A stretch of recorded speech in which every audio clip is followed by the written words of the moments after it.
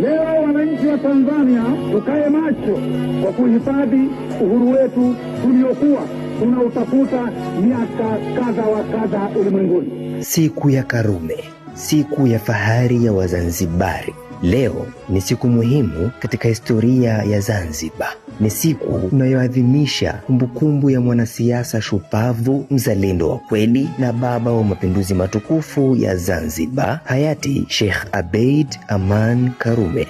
Tarehe 7 ya mwezi wa 4 kila mwaka, mioyo ya Wazanzibari na Watanzania kwa ujumla inajawa na hisia mchanganyiko kwa kumpoteza kiongozi wetu na fahari yetu kutokana na mchango wake usiofutika katika maisha yetu. Karume, jina ambalo limejikita kwenye historia ya visiwa vyetu, alikuwa zaidi ya kiongozi. Alikuwa ni mtu wetu, aliyetoka miongoni mwetu, aliyejua shida zetu na aliyepigania haki zetu kwa moyo wake wote. Enzi zake, Zanzibar ilikuwa chini ya ukandamizaji na ubaguzi, lakini kwa ujasiri wake na uongozi wake imara, aliweza kuwaunganisha Wazanzibari na kuongoza harakati za kudai uhuru na ukombozi.